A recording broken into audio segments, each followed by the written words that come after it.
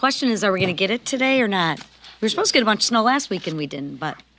We're supposed to get a budget. Well, come on. Hey, that's fair. for later. The shots are coming. Jeez. No. Thank y'all for being here. Republicans are making America secure and competitive. This week, we will pass two bills, one that could help deport illegal aliens who threaten our security. The other will reverse some burdensome regulations. Meanwhile, instead of joining us in making America secure and competitive, deranged Democrats are accosting security guards outside federal buildings, interfering with ICE deporting illegal aliens, and even providing instructions on how to evade deportation. And guess what they say is the new constitutional crisis? Ending taxpayer funding for sex changes in Guatemala and other outrageous initiatives. Give me a break. Come on. 77 million people rejected the insanity last November, and they still are defending it. Hopefully, they will continue to defend this insanity. Speaking of defending insanity, the government is bloated. President Trump and House Republicans will right-size it. We want to make America more competitive, and the left is outraged. Why aren't they outraged when a father of four gets laid off because of government overreach? Most people never get the option to have a buyout when their business is forced to close.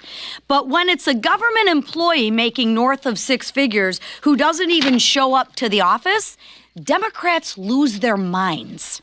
They didn't seem to mind when Democrat President Bill Clinton offered thousands of federal employee buyouts. Millions of Americans are cheering for these cuts to waste, fraud, and abuse. Only extreme Democrats seem to have issue with it. Additionally, those millions of Americans are cheering for President Trump's tariff negotiations. It has proven his effectiveness in this arena time and time again, and this one will be no different. President Trump is sending a message to the world, and it's really simple. Compete fairly or pay the price.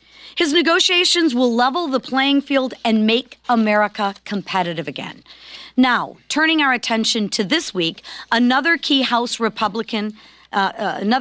House Republicans are focused on is making America secure. The House will honor the life of fallen Border Patrol officer Raul Gonzalez.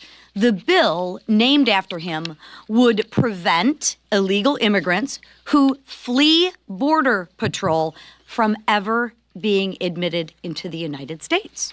Officer Gonzalez lost his life in a high-speed chase near the border. He was chasing fleeing illegal immigrants. Let me be clear. Illegal immigrants who flee Border Patrol should never get a green card. It is unfortunate that 154 Democrats disagreed when they voted against the similar bill last Congress. They are voting against America's security. But they have another chance, because this week we will pass the Agent Raul Gonzalez Officer Safety Act with or without their support. It is a shame that Democrats want to reward these illegal criminals. But while Republicans want to detain, deport, and keep them from threatening our communities, we will do just that. This is common sense legislation. And if you cross the border illegally and cause harm during a high-speed chase, you should never be admitted to the United States or offered asylum. This bill sends a message to illegal aliens, drug traffickers, and smugglers, the bad guys. You threaten the American lives, and you will face the full consequences of the law. We must protect our law enforcement officers. 6 other agents died that same year, as Officer Raul Gonzalez did. Imagine for a moment getting that call that your loved one wouldn't be returning home because they were chasing someone who was here illegally. And then, to top it off, the illegal alien that they were chasing were allowed to stay here. It's terrible. It's disgusting. And it won't continue. Who in their right mind could support this? We will find out later this week. And I would suggest maybe the Democrats that vote against this bill can start calling the loved ones of the fallen officers. Perhaps that's a good idea. And maybe that would change their mind. I'm not sure if it would. Now, we're going to hear from a member who knows firsthand the devastating impact of the border crisis. Another patriot wanting to make America secure. And now I turn it over to my friend, Rep. Abe Hamadeh from Arizona. Thank you, Chairwoman, and thank you to the leadership team, Speaker Johnson, Leader Scalise, and Whip Emmer, and Chairwoman McClain. You all have been fantastic and been prioritizing the border since day one, since I took office on January 3rd. And we know that President Trump, that's his first actions as well. And as a former prosecutor from Arizona and a veteran myself, I know that keeping our communities safe is the number one priority of the Republican majority. And I've seen firsthand how cartels and smugglers are exploiting the disastrous border crisis created by the Biden administration. Under the Biden administration, we hit catastrophic numbers, nearly 3 million border crossings in 2024 alone, bringing over 11 million encounters from when Biden took office. Now, that's more than the entire population of Minnesota and Louisiana combined. And now we've seen under President Trump's leadership, 95% decrease in border encounters in just a few weeks. It's amazing what strong and tough leadership actually does and what following the law does. And that's what the Republican majority is committed to doing. Now, the Agent Raul Gonzalez Officer Safety Act, of which I'm a proud co-sponsor, being led by another fellow Arizonan, Congressman Juan Ciscomani. Now, it's personal for Arizona and for me. Now, these high-speed pursuits are not merely statistics. Criminal illegal aliens are putting our communities and law enforcement officers at risk every single day. And now with President Trump's designation of the cartels as a foreign terrorist organization on January 20th, we finally have the tools to treat these barbarians like the terrorists they are. We have to kill the cartels. And this bill does one simple thing. If you flee from Border Patrol, you do hard time in jail. No more catch and release, no more games with our immigration laws. And if you're here illegally and you flee, you're gone. No asylum, no benefits, no second chances. Seems pretty common sense to me and to the American people. Now, that's exactly what the American people asked for in November when they voted overwhelmingly for Republicans. Now, this bill passed with bipartisan votes in the last Congress, as the chairwoman recognized. And there's no reason it shouldn't receive even more support this time. And it probably will. It probably will, because the Democrats got shellacked on November 5th, and now they want to stay relevant. So they're trying to act a little bit more moderate than they truly are. But we've seen under their direction leadership that they created this border crisis. And for too long, so many in the media tried to paint it as Republicans were being racist by calling it an invasion. We understand that it was an invasion. And that's exactly why President Trump, this Republican majority, is focused on fixing it very quickly. Now, the American people are demanding action on the border crisis we inherited, and that is exactly what House Republicans are doing to fix it. Thank you. Thanks, Abe. $20 million for a Sesame Street show in Iraq. $1.5 million to promote LGBT advocacy in Jamaica. $2 million for sex changes and LGBT activism in Guatemala.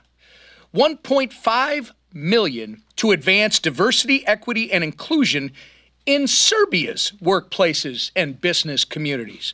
The list of absurdities bankrolled by hardworking U.S. taxpayers goes on and on. But no more. President Donald Trump is delivering on his promise to shake up the status quo in Washington by ensuring the federal government is accountable to the American people who actually fund it. Through DOGE, millions of wasted and mismanaged taxpayer dollars have already been exposed, and countless inefficient and unnecessary government positions have been identified. And they're only just beginning. What they've uncovered so far is shocking.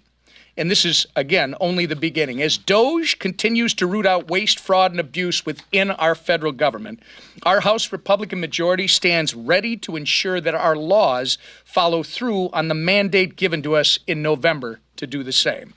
Meanwhile, Democrats in Congress are threatening to shut down the government over policies they simply do not like. One senator even claimed the accounting of the federal government's spending abroad is a constitutional crisis. This is delusional. The Democrat Party's tantrums are exactly why they hold no majority in Congress and their candidate is not in the White House. DOGE is rightly pulling back the curtains that have been closed for years, and the outrage we are seeing across the aisle is baffling but not surprising, given their record of mismanagement of taxpayer dollars.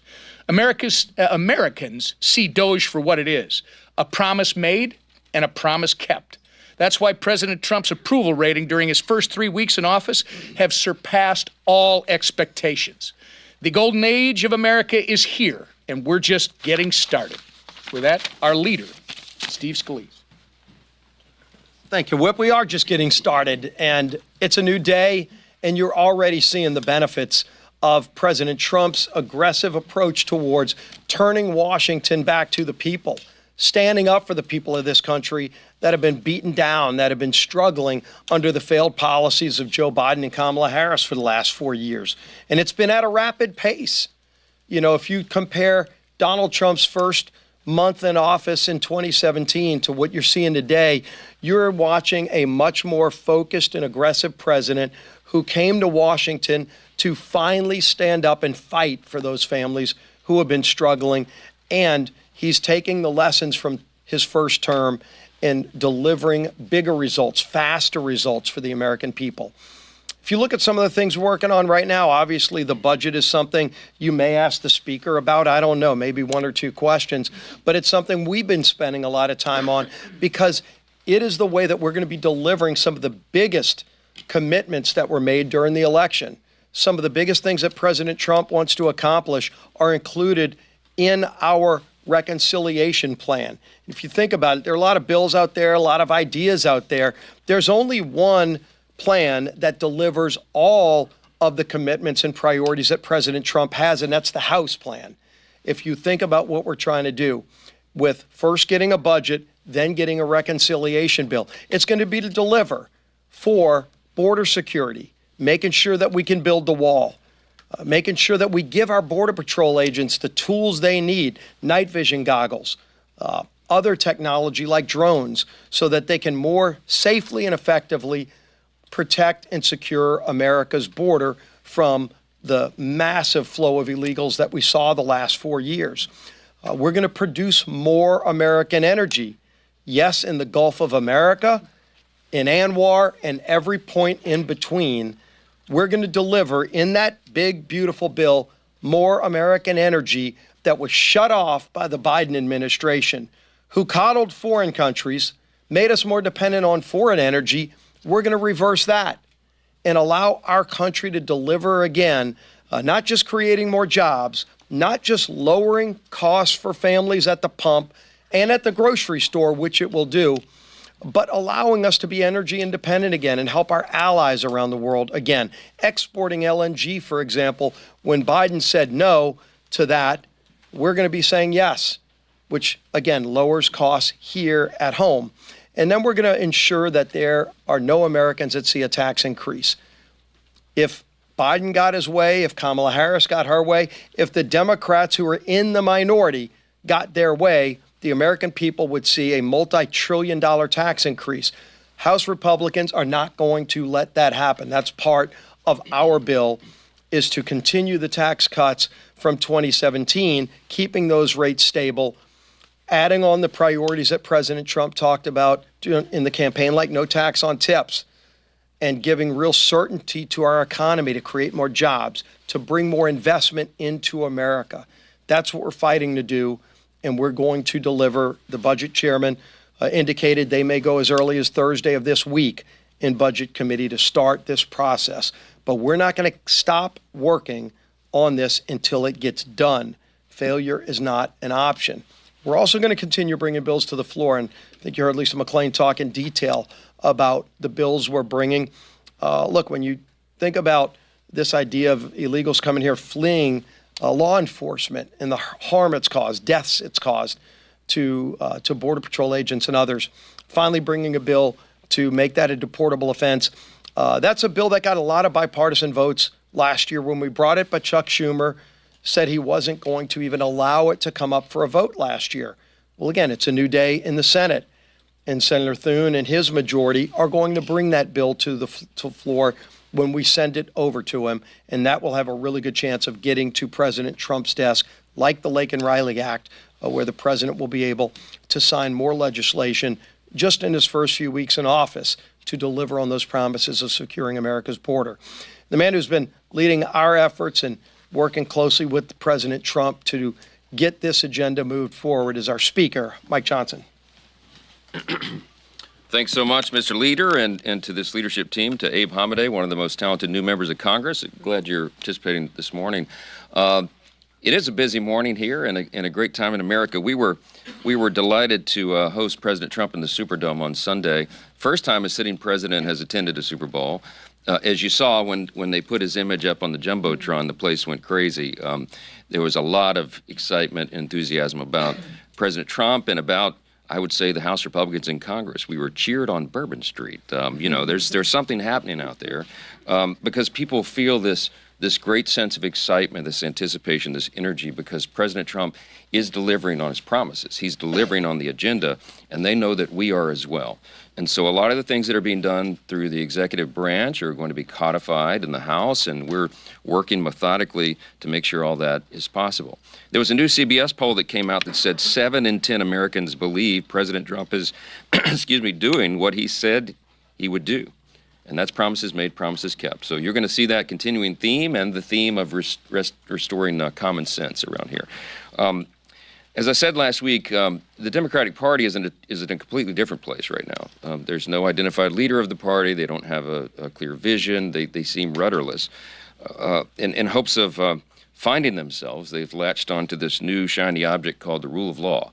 Well, we'd like to welcome them to the concept. It would be admirable if they hadn't spent the last 4 years with their heads buried in the sand while Biden literally trampled over the rule of law with no objection.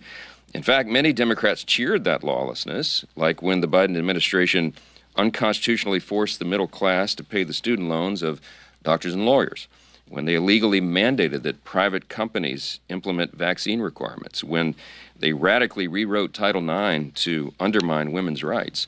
Those things were actually illegal, and the Democratic Party cheered it. They didn't oppose it at all. President Trump, by contrast, is taking legitimate executive action to root out waste, fraud, and abuse in all these federal programs. That's what the American people demand and deserve. That's what they voted for. They voted for a real analysis and a real change, transformational kind of change in the way the federal government works. And the only people who take issue with it are these same congressional Democrats who never before had any issue with unelected staff or even bureaucrats running the White House for the last 4 years. That's not what's happening here. The president has empowered his new cabinet secretaries and the DOJ effort and all of these branches, divisions in the executive branch of government to go and find where the abuses have taken place. And every time something new is unearthed and uncovered and we share it with the people, they applaud that this has been discovered, and they want us to keep going, and that's what's going to happen. You heard a lot about what's happening on the floor this week. I just want to highlight one more thing, that the House is going to vote on the Midnight Rules Relief Act. You've heard about this, but this legislation will amend the Congressional Review Act to allow Congress to overturn multiple regulations issued in the final months of a presidential administration with just one single vote. That's important for efficiency purposes and because of the facts that we're dealing with right now. In the waning months of the Biden administration, over 1,400 unnecessary, harmful, last-minute rules were imposed. And those are things that hurt small business owners and hardworking Americans and families. And this is the type of legislation that we'll move this week that receives little fanfare outside these halls, but it has the real potential to make a substantial impact on the lives of everyday Americans. You heard a lot about, I won't repeat it, but the Agent Raul Gonzalez Officer Safety Act is critically important. And again, just one more example of how we are delivering on the promises, taking care of the border, making American communities safe again. We're going to be unleashing American energy dominance again, and restoring our stature on the world stage. Peace through strength, and all the things that make America strong and secure.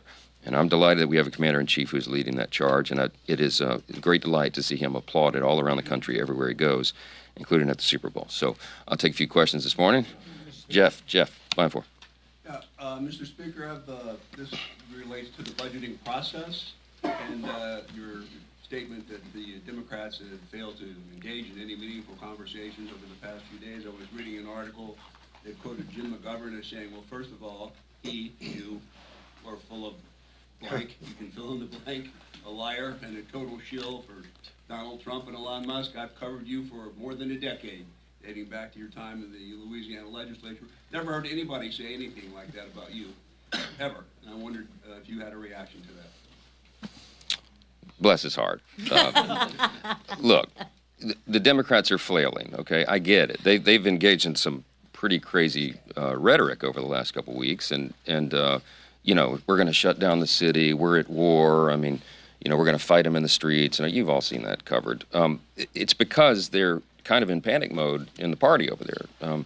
They don't really, as I noted, they don't really have a vision or a strategy. They don't really have a leader. They don't, you know, their platform has been openly repudiated by the American people in the election outcome, and so they're really in a tough spot. And so what people tend to do in politics in that way is they lash out at leaders on the other side. I don't take it personally. I don't think he can back up a single thing he said. What we're doing is delivering on the mandate that the American people gave us. Remember, President Trump got 77 million popular votes, and the House Republicans got 74.8 million. It's the highest popular vote total that we've ever received in the House Republicans in this chamber, and we are executing on that mandate. And I'll tell you what we're doing is widely applauded by the American people because they see the results and they see the restoration of common sense and they see that this thing is moving in the right direction. There's a real energy and hope and anticipation out there, and it was not just people from Pennsylvania and Kansas, you know, that were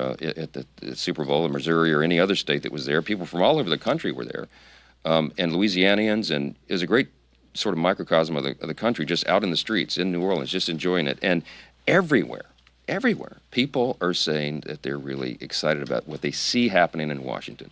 That doesn't happen very often around here, you all know. And so we're a part of that. We're excited about it. And when you're making big change, it ruffles some feathers. But this is positive change, good change for the country, and we're excited to be a part of it. So, yeah. Chad, I'm sorry. And I won't ask you about the weather. Okay, good.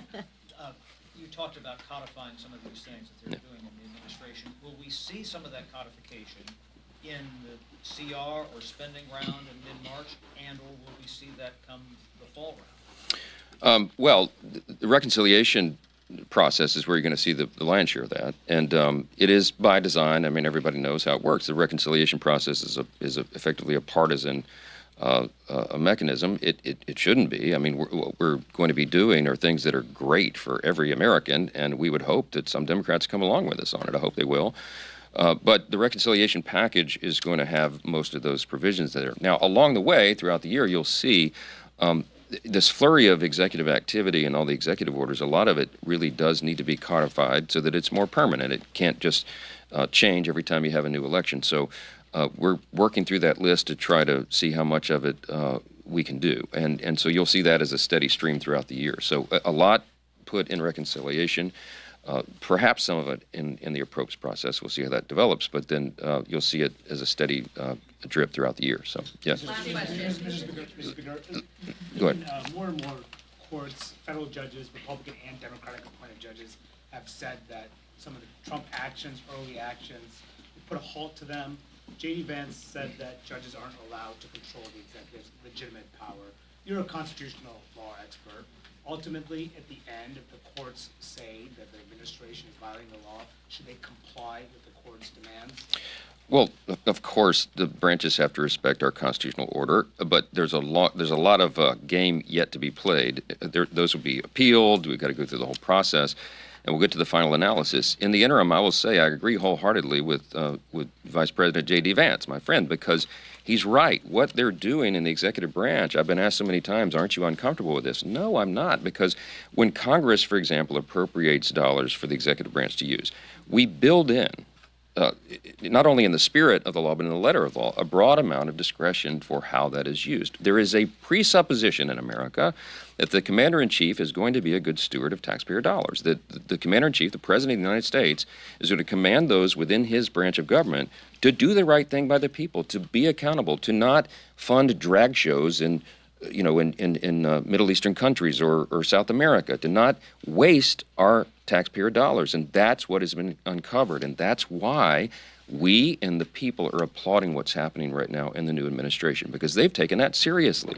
And they're doing it. The forensic audits, effectively, that Doge and Elon Musk are leading. I met with Elon yesterday about this to get an update. And to me, it's very exciting what they're able to do, because what Elon and the Doge effort is doing right now is what Congress has been unable to do in recent years, because the agencies have hidden some of this from us. There's a lot of oversight activity that goes on around here all the time, you all know, but when duly elected representatives of the people request information to find all of these abuses and it's not turned over to us, what it takes is an actual audit of the systems and the files themselves that are often hidden from Congress. That's what you're seeing right now. And that's why this is so exciting. They're uncovering things that we have known intuitively have been there, but we couldn't prove it. Now the proof is being provided, and no one can argue the counter to that. So stay tuned. There's a lot more to come.